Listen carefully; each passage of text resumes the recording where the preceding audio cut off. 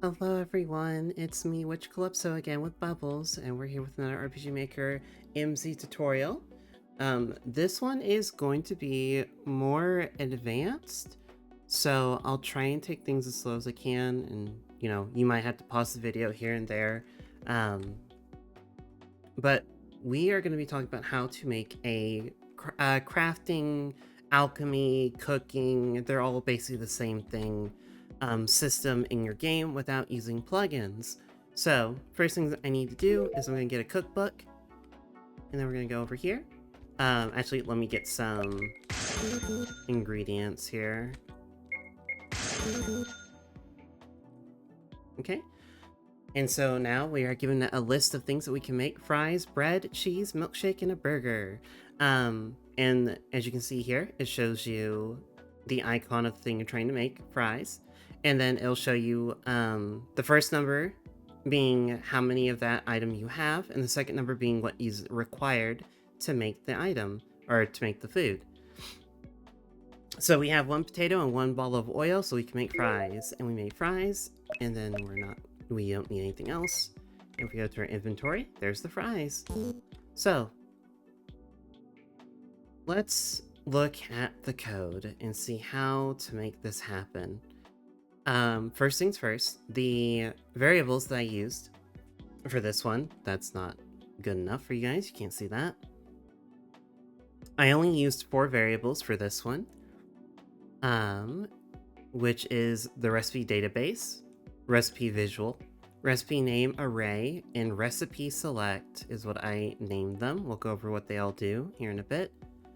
So this first one is this first common event is pretty simple, but at the same time this is where it can be a little bit confusing. So we've been working with arrays in my previous videos. We've been working with arrays, but little did you know, you can put arrays inside of arrays, which are called nested arrays or multidimensional arrays. So as you can see here, we have game variable set value of 33, which variable 33 was our recipe database. And we set it equal to, how you set it up is, I can type it up for you guys. So it's basically, you need to make sure that there are going to be 2 square brackets. And then for each index, instead of it being just like a simple string or integer, each index is now composed of a different array. So that's the general way that you would want to set it up. So how I have this implemented is that the first index of each recipe, the first one is a string that says what the recipe is. So fries.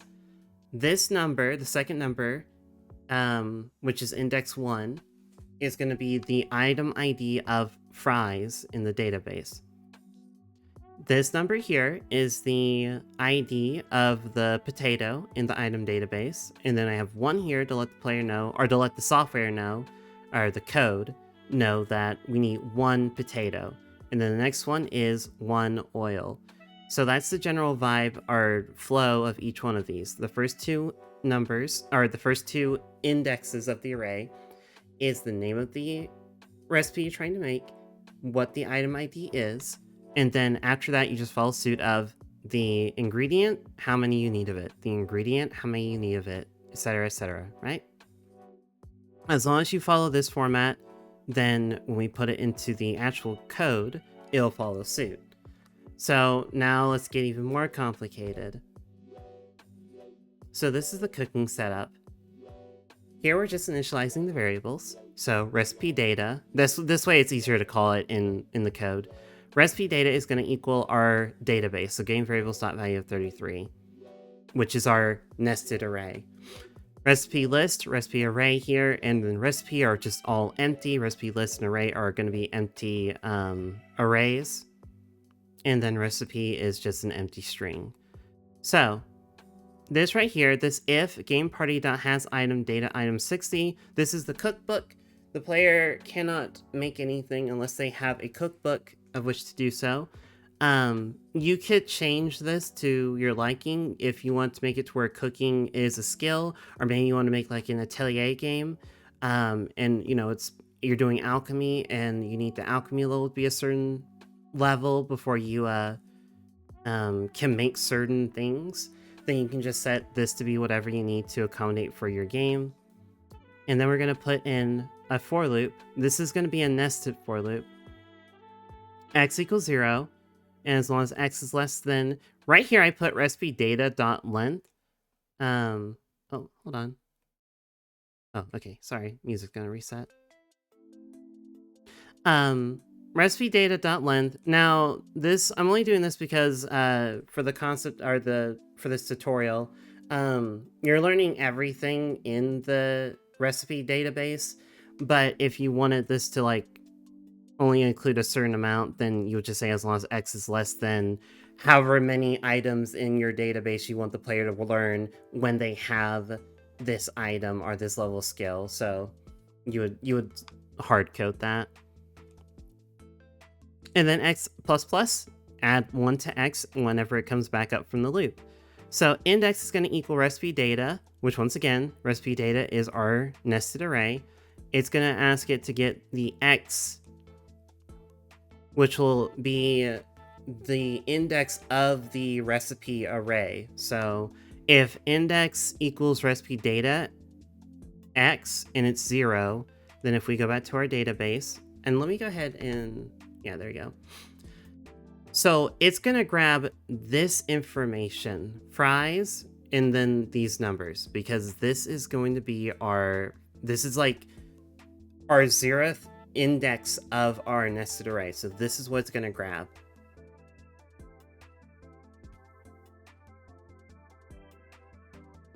Sorry. Okay. So that's what's in index right now. Now if we go to this, recipe equals. Now, if you remember in RPG Maker, if you do show text and you have the control characters, there's different control characters. And one of them's icon, which is just like \I, and then you put a number in here to indicate which icon you want to use.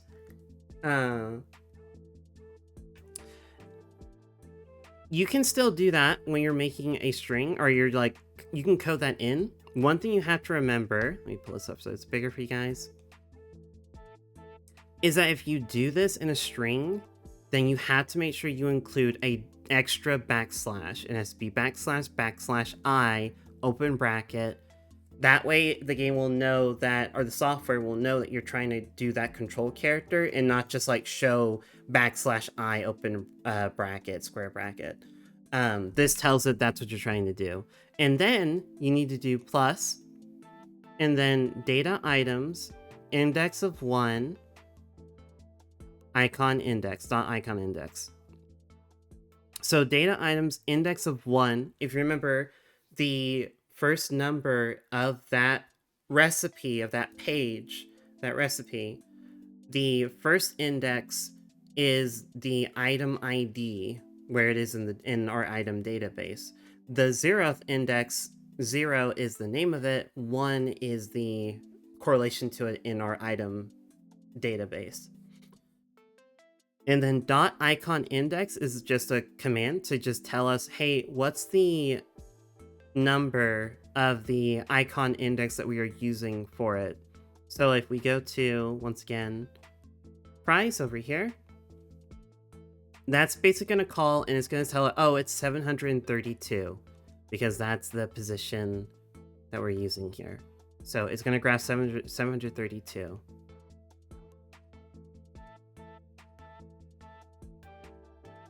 And so that way, whenever we call the control character of index, it's going to input 732 here.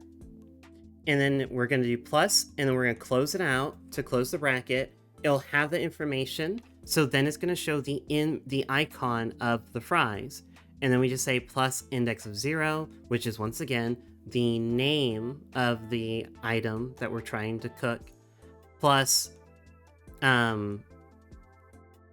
colon here with a space. This is just to like separate and be like, here's the item you're trying to make. Now let's get into the actual recipe.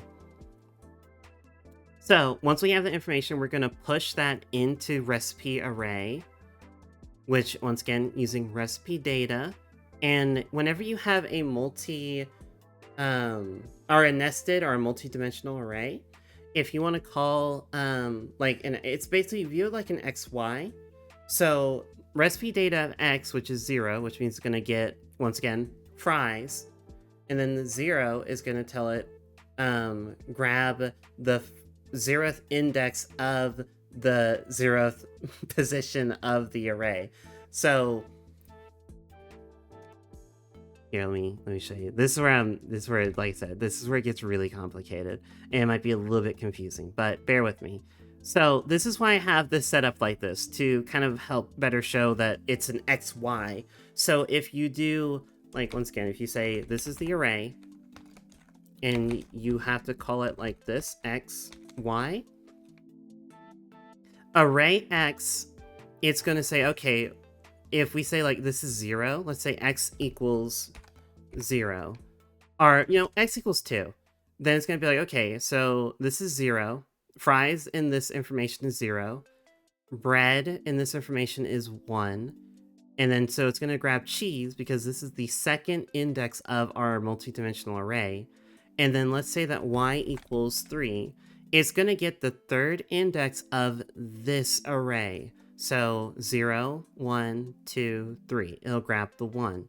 So hopefully that better explains it. Like I said, it's a little bit confusing, but you have to kind of look at it like a graph, like an XY a table. Okay, going back to this.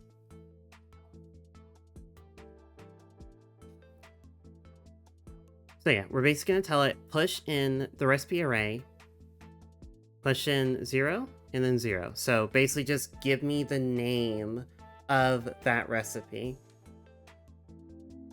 And then we have another for loop here. Y is going to be set to equal to 2. Y is less than the index.length. So once again, the data, the information we have for fries is going to get the length of that array. And as long as Y is less than that, then we're going to increase Y by 2. I'll get back to that in a little bit. Recipe is now going to equal recipe plus game party number of .num items, data items, index of Y. So this is just going to be getting us essentially how many items of, like, because the first ingredient that you need for fries is a potato. So this is going to basically say how many potatoes does the player have in their inventory. Because once again, it's going to say index of Y, and this is why Y starts at 2. Because in our nested array, the item index let me pull it back up again. Because remember, index 0 is always the name. Index 1 is always going to be the index that it is in our item database. This number here, which will be 2, this is the ID of the ingredient in our item database, and then the second one is the number that we need of it. So if you go back here again, recipe is going to be equaling to index of Y, which right now it's like, if this is the first round, it's 2. So, okay, how many potatoes does the player have? And then we say plus, / excuse me, index of Y plus 1. By doing this, Y plus 1 means it's going to get the next one over, which, if you remember, this is basically how many potatoes does the player need for this recipe. It's going to show that number, and then we're going to do plus, and then once again doing this call here, the index control character here, to basically show the icon of, in this case, what a potato, the icon that we're using for a potato, and then for the oil, etc., etc. Once again, a lot of code here. It's be a little bit confusing, but yeah, you just add this to the recipe. And then it's going to basically do this. And the reason why we're saying Y plus 2 instead of just the normal Y plus plus, where it's like increased by 1, is because we want it to go by 2s. Because it always goes the ingredient and then the number we need. So we want it to jump up by 2 every time it loops through this for loop to get each ingredient that we need for the recipe. As long as we do it this way, then you can make your recipe have as many or as little ingredients as you want, and the game is going to properly go through each one. As long as you're following the format, it'll go through each one to make sure it gets everything it needs for each ingredient. And then it adds that to the recipe. Once the recipe is all finished up, we're going to push that final outcome recipe into recipe list. Which, once again, it's just like an empty array right now, but it's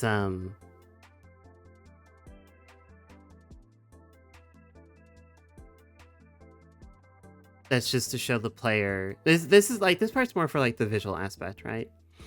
And then we just have to make sure you reset recipe, empty it out, because recipe is full of like all this stuff for this specific recipe that you have. So this is just to empty it out, and then we reset. We go to the next number. Now let's get the next ingredient, which I believe was what was it? I forgot. Bread. So now it's gonna go to bread, and it's gonna go to bread, do the same thing, then cheese, do the same thing, milkshake, do the same thing, burger, do the same thing, right? And then once it's done with burger, then it gets out of the for loop fully, and then we go down here. This if is just to be like, okay, if recipe list.length equals 0, then you don't know how to cook anything. Basically just saying, yeah, it's basically just if you don't have anything, if you don't have any knowledge of cooking, then you can't cook anything. And then we do this dot set wait mode message, this here, because this is basically show text. And then this dot wait mode is very important. This code here is just to say, tell the game or the software, don't progress and do anything else until the player has hit enter and gone past this line of text. And then this dot command 115, once again, I will have the link to the MVMZ script calls in the description below. This one is just for exit event processing is what this one does.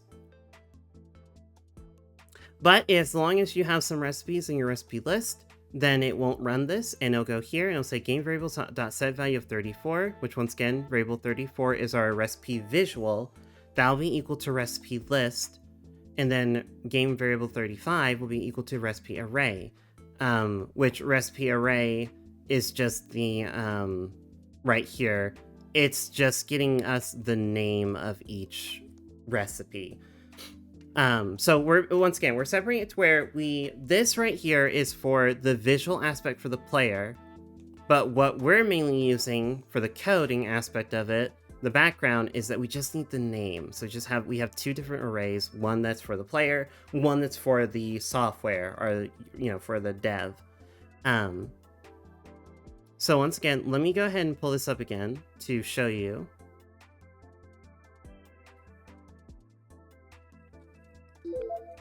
So the code that you just saw is doing this. The code I just showed you does this. That's all it's doing. Once again, it shows the icon of fries, and then it shows that we have 0 out of 1 potato and 0 out of 1 oil. And everything else was just 0 of that item. So that's all that code is doing. It's just, and once again, this is not, we don't do anything more with this. This is just the visual aspect for the player. It's just to tell the player what they need. And real quick, let me show you how we can update this, how you can adjust this. So let's say that you can make strawberry jam. Which, once again, I'm trying to keep the recipes as close to how you would actually make it as possible without being too strict. So strawberry jam is basically just like, it's really just strawberries and I believe milk. Could be wrong there. Oh no, I think it's strawberries and vinegar. I forgot how to make strawberry jam. Let me look that up real quick. Strawberry jam recipe is strawberry, sugar, lemon juice. Okay. So we'll just say strawberries and sugar. So let's take account of what we need here. So we have strawberry. Where's my pen? Here it is. So, sorry, real quick. Strawberry jam. We're gonna write this down. Strawberry jam is index 52. Strawberries is 22. And then sugar is 34. So let's go to common event. Let's go here and let's add on to our array here. We're going to do this. We're going to put a comma here.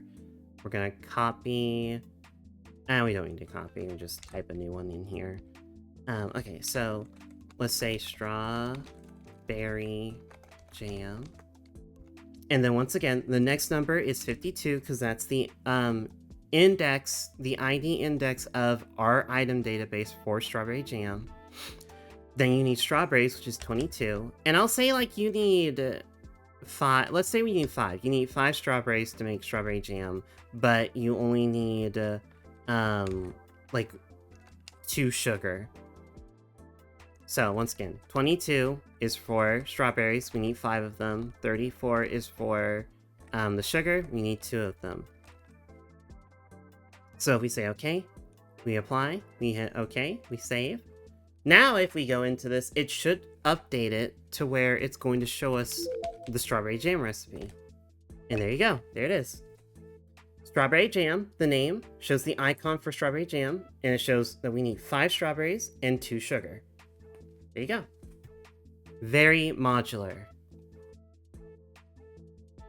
Alright, so let's go down to what happens afterwards. Once again, bear with me. If you need to take a break, go for it. I know it's a lot of information. Yeah, I'll give y'all, if you want to pause the video here, take a break, or maybe go back through what I just said and just like kind of take it in, let it soak in, go for it. Alright, so let's go over this second part here. This last bit of code, so you're almost there. We are almost there.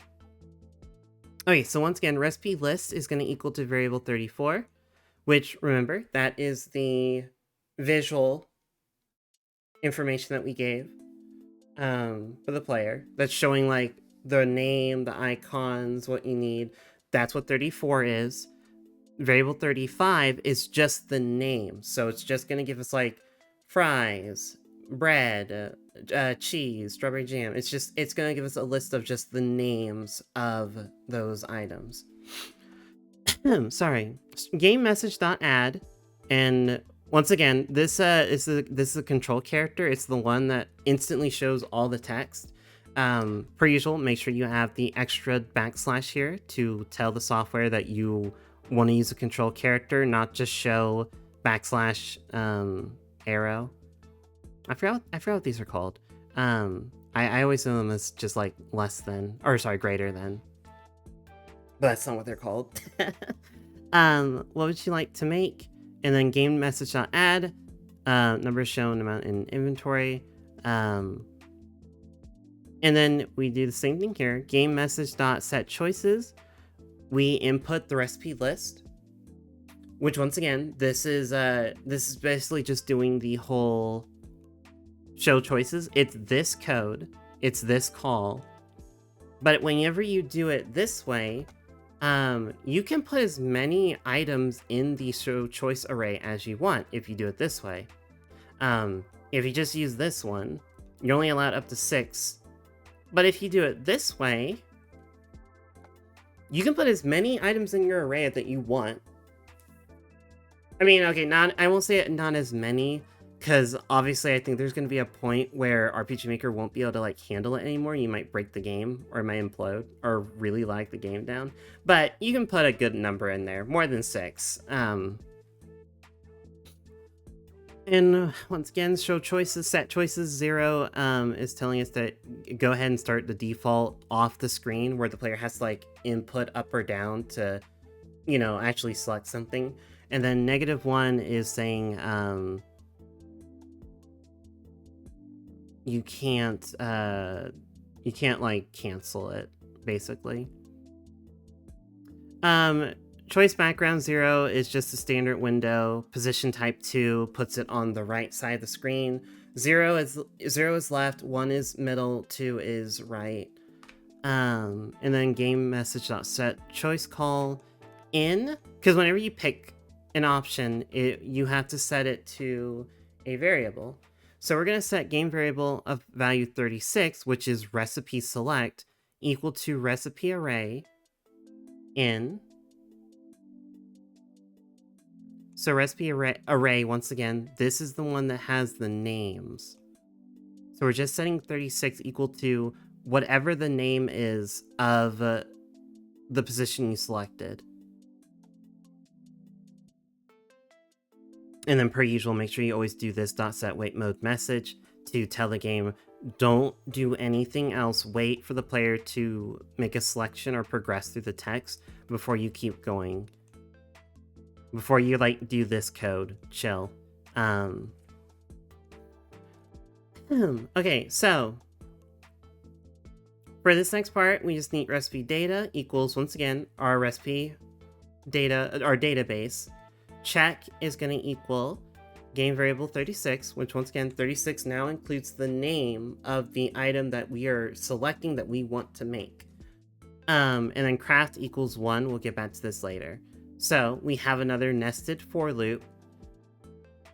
This one's starting at x. It's saying recipe data dot length x. And then we say if recipe data x of 0.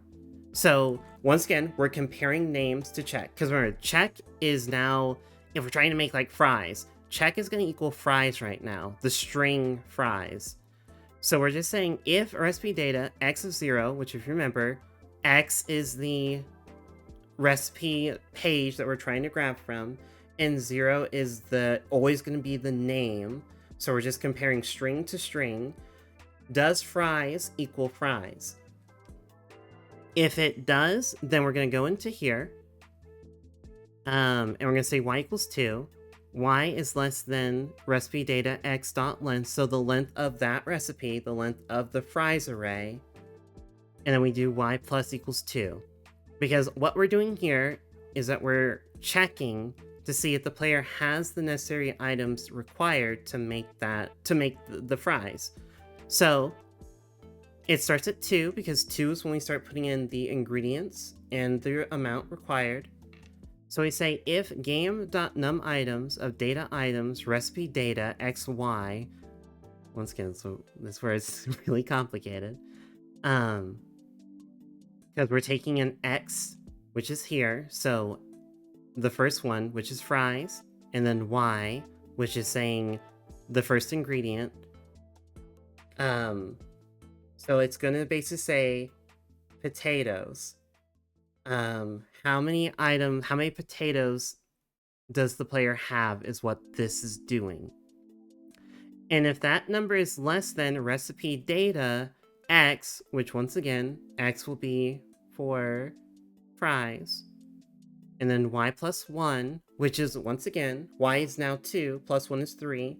We're getting the number that is required to make it. So in this case, it was like 1 potato. So this is going to give us 1 potato. So if the player has less than 1 potato, then we tell the game, you can't make this. Craft equals 0, and we break out of this loop. We tell the software, don't do any more checking. The player cannot make this, so we're going to break out of this for loop immediately. And because craft is now equal to 0, we have this if statement here. If craft equals 1, basically, like, if we get through this entire for loop and the game has confirmed that the player has everything they need to make the recipe, then craft will not be messed with. Craft will equal 1. The reason why I'm doing it is because 0 and 1, usual standard binary is that 0 is negative, 1 is positive, 0 is false, 1 is true. So if craft is 1, aka it's true, then this code right here, now we're using Z. Don't worry, it's not that there's a third one, we're just using Z to help kind of separate everything from each other.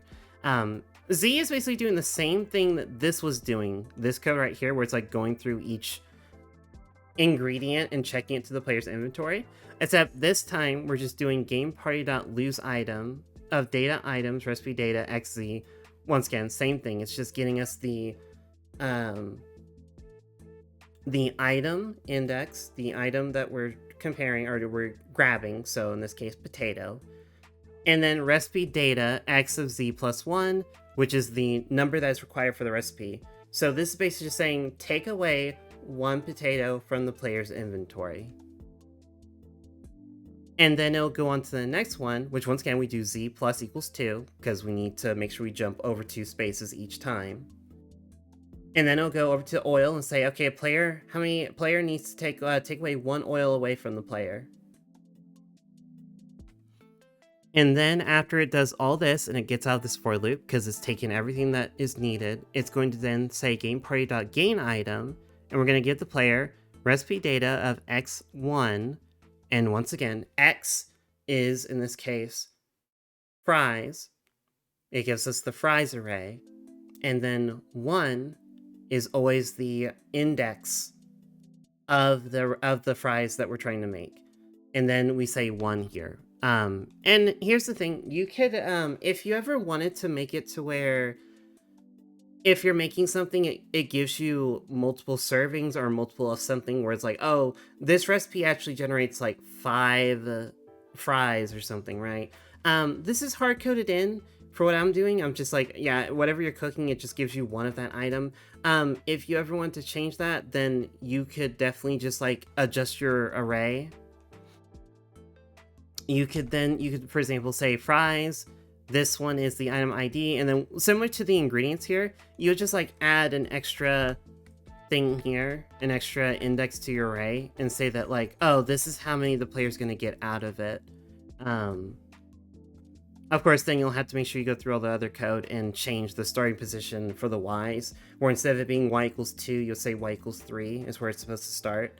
And everything else will be basically the same, but that's like all you would need to change if you wanted it to give the player more than just 1 of that thing. And then we have audio manager.play sound effect. Once again, this is part of the RPG Maker script call. You can look it up. I have the links in the description below. But all this is doing is just telling the game to play the sound effect.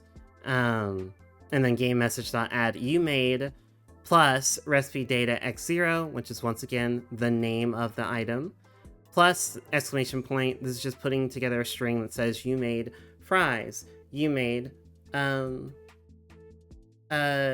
strawberry jam, you made burger, you made milkshake, you made cheese. And then we tell it to break out of this for loop. Because we don't need it, because we have everything that we need. We know that like, oh, we made the thing or we didn't make the thing. We don't need to keep checking the rest of the database of the recipes, the cookbook, so to say. Then we break out of it. And there you go.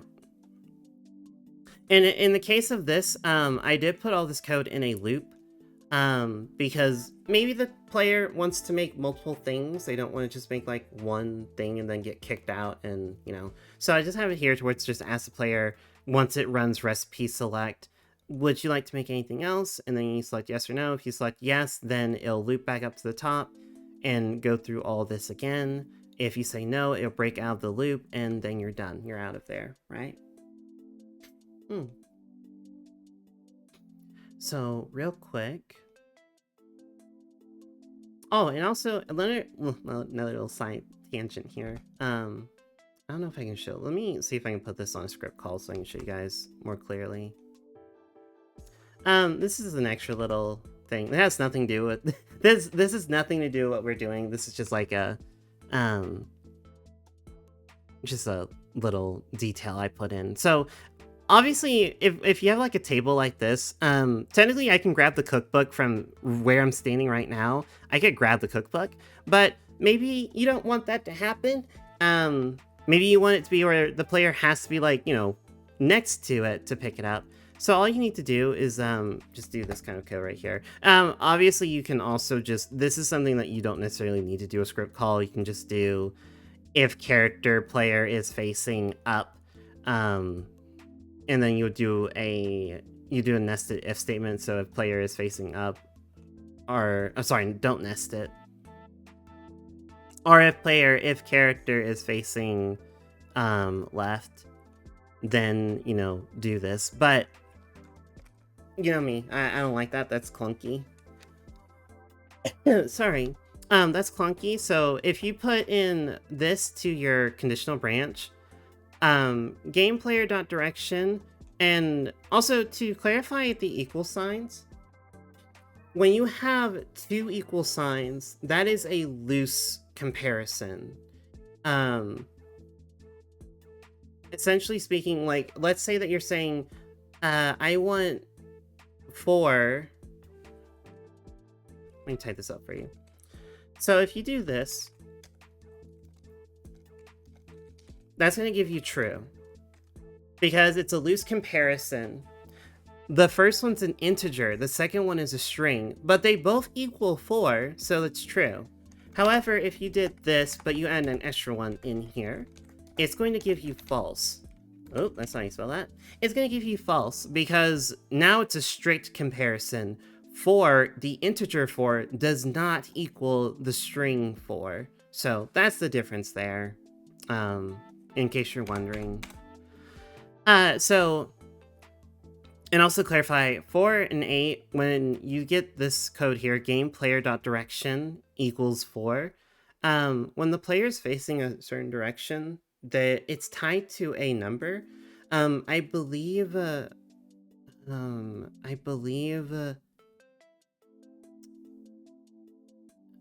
blinking. I just have to look this up, but it's like 2, 4, 6, 8. I believe 2 is right. Let me actually, here, I want to make sure I get you guys the right information. Let me look it up again. Player.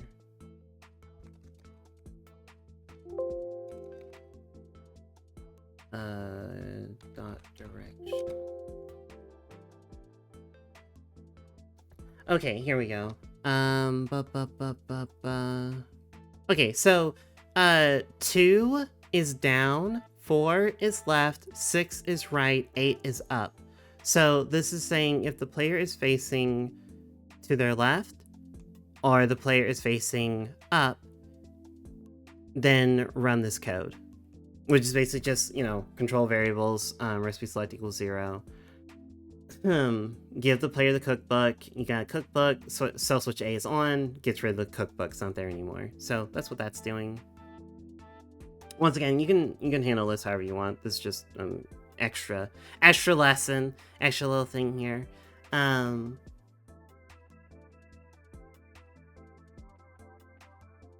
then of course when you call this, all it's just gonna run is just recipe database and then cooking setup. And technically, recipe database can be something that is run at the start of the game, like when you're doing your variable setup. You can just run this once and then you don't have to touch it ever again. Unless you want to add more to this, if you want to push more arrays or recipes into your book, your binder, so to say, then you can adjust it there. But yeah, this is really just like a call once and you don't have to ever call it again. Just to establish it. And then of course then it'll run cooking setup, and we all know that cooking setup is set up so that so that it runs this code, then it immediately goes to recipe select and it does what it needs to do. And then here, let me show you guys a little bit more. So let's make a burger.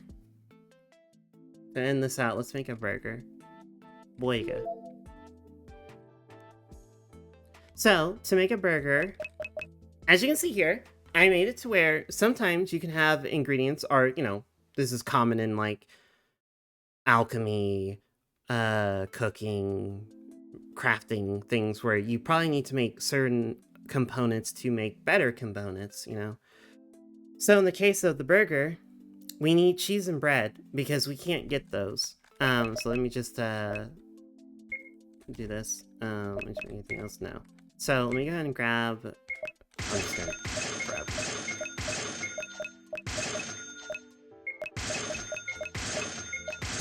We're just gonna get everything. If only my pantry just had infinite ingredients, that'd be great. Okay, so once again, we got everything that we needed. However, also I can't make strawberry jam. There's no way to get strawberries. Don't worry about it. But we can't make a burger because you can't get cheese and you can't get bread. You gotta make those, right? So let's at least make fries. And then, as you can see here, it did update properly. When we call it again, it updated, so we only have 10 potatoes left and 10 oil. And then let's make a milkshake. And then once again, it properly updated everything, and you don't have those in your inventory anymore. Let's make bread. And let's make cheese. And now we have everything that we need to make a burger. Yay! And we're good. And so if you look at the items, once again, see, as you can see here, it did properly update everything. It took out what we used, and then it gave us what we made. So we have a milkshake, burger, and some fries. Good old American meal right there. Hamburger country. So there you go. And there's a lot of, because if you do it this way, this is a system. So this is easy to modify and add things to it. Because as stated before, whether it's cooking, alchemy, crafting, whatever, it follows the same procedure. It goes through the same process. So you could make it to where right now, like 33 is my recipe database, but we could have there be different databases that the game's going to read from us, right? So we have the recipe database. We can have there be another one that handles like maybe variable 37 handles our alchemy, 38 handles our armors, and then the next one handles our weapons. You can do that, and then when you do cooking setup and it says recipe data equals game variable value of 33, you can also adjust this so that it updates, or maybe it's like a switch case where if you talk to like the chef, or if you interact with the kitchen, you basically would tell the game that it needs to set variable. You probably need to do a different variable instead of 33. You just need like a different one that's saying like, okay, this is the database that we're using. So you basically just tell that there. If you talk to the blacksmith, then say, okay, hey, we need to set this recipe data equal to variable whatever, variable 32. Variable 32 needs to be equal to variable 33, etc., right?